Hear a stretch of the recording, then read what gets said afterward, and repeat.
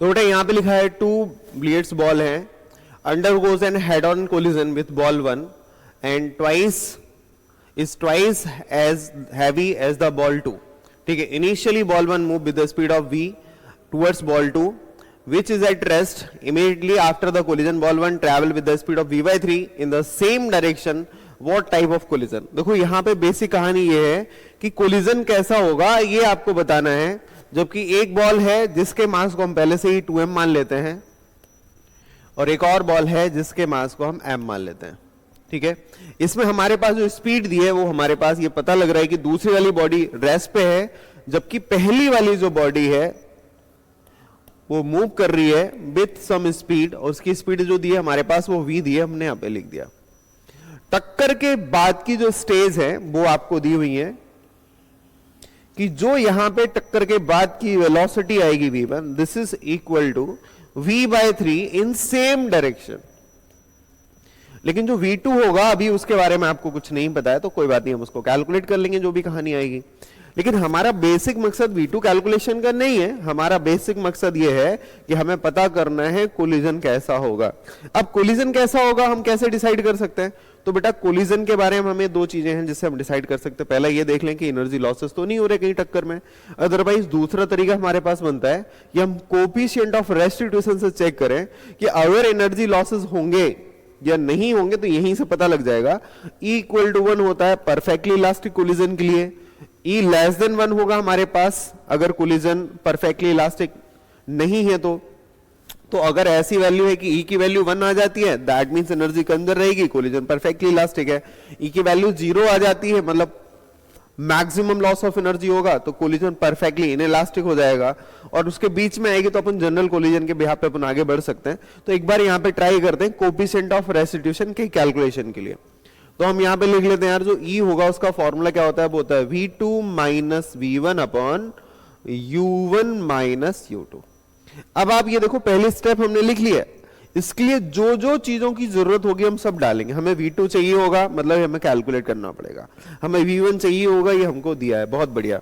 हमें U1 चाहिए होगा जो कि गिवन है। उसके बाद हमें U2 चाहिए होगा, ये रेस्ट है, यानी U2 हमारे पास 0 गिवन है। तो गिवन डेटा में सब कुछ दिया है, बस एक चीज है जिसकी कमी पड़ रही है अपने पास। वो कमी किसकी पड़ रही है? तो मैंने कहा वो कमी पड़ रही है अपने पास V2 की कैलकुलेशन की। तो हम V2 पहले कैलकुलेट कर लेंगे, फिर उसके बाद आगे बढ़ते हैं। क्लियर है कि नहीं?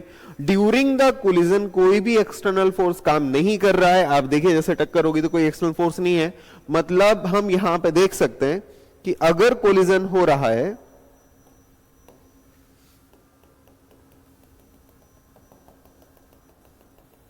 कोई भी एक्सटर्नल फोर्स काम नहीं कर रहा है, मतलब यहां पे लीनियर मोमेंटम कैसा रहेगा? कंजर्व रहेगा। तो P को हम कांस्टेंट मान के कंजर्व करेंगे, यानी कंजर्वेशन ऑफ लीनियर मोमेंटम लगाएंगे। और दूसरा टर्म रहेगा कोफिशिएंट ऑफ रेस्टिट्यूशन, कैलकुलेट करने की कोशिश करेंगे। इससे ज्यादा और कुछ अभी हम कर नहीं सकते, गिवन डेटा में बहुत कुछ दिया है। तो पहली स्टेप पे अपन जाएंगे कोफिशिएंट ऑफ रेस्टिट्यूशन की तरफ, और दूसरी स्टेप में फॉलो कर रहे होंगे कंजर्वेशन ऑफ लीनियर मोमेंटम की तरफ। इक्वेशन लिखना स्टार्ट करते हैं। इनिशियल जो मोमेंटम आपके पास बनेगा, देखो बेटा क्या बनेगा, P इनिशियल।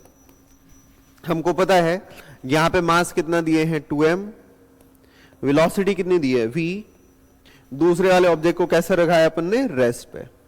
फाइनल स्टेज के मोमेंटम की अगर हम बात करें तो फाइनल स्टेज का मोमेंटम देखो बेटा क्या लिखा है, ये लिखा है 2m मास है इसका, और जो इसकी वेलोसिटी हुई है आफ्टर द कोलिजन वो हुई है v बाय 3।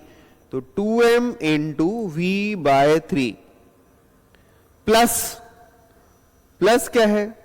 तो प्लस मैंने कहा इसका मास है m और v2।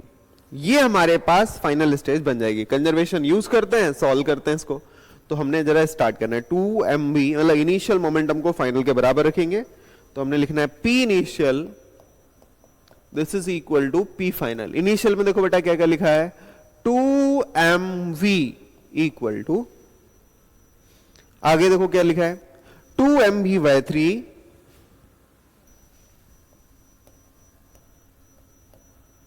Plus mv2।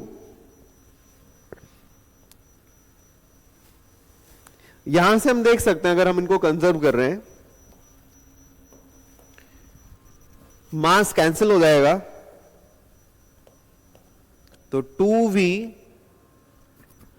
Equal to 2v/3 plus v2। इसको इधर लेके आ सकते हैं, तो 2v minus 2v/3 equal to v2। थोड़ा सा सॉल्व कर लेते हैं, 3 नीचे आ जाएगा, तो 4v/3 इक्वल टू v2 हो जाएगा। तो हमारे पास v2 हमको पता लग चुका है, हमें क्या चाहिए, v1 कैलकुलेट करना है, जो कि हमें गिवन है, सॉरी। तो v1 भी हमको पता था, वो कितना दिया था अपने पास, वो v1 गिवन था बेटा v/3, तो हमने लिखा v/3। अब बस छोटी मोटी कैलकुलेशन बाकी है कोएफिशिएंट ऑफ रेस्टिट्यूशन को लेके, वो हम लिख देते हैं। This is v2 minus v1 upon u1 minus u2। लगाते हैं, v2 की वैल्यू कितनी है बेटा हमारे पास, 4v/3। v1 कितना दिया है बेटा, v/3। डिवाइड करेंगे इसको, u2 तो अपने पे 0 दिया था, और u1 कितना दिया था, v के बराबर। एक बार देख लेते हैं, u1 v के बराबर था, u2 0 दिया था। इसको जरा चेक करें, देखो बेटा कितना आएगा हमारे पास। तो अगली स्टेज पे इक्वल टू 4v/3 से v/3 घटाया, कितना बचेगा, v। नीचे कितना आ रहा है, v इक्वल टू कितना आ रहा है, 1। अगर e की वैल्यू 1 होती है तो कोलिजन कौन सा होता है, perfectly elastic. Perfectly elastic collision होगा, आप यहां पे टिक कर सकते हैं। इलास्टिक कोलिजन कहीं लिखा हुआ है, टिक करो, बढ़िया।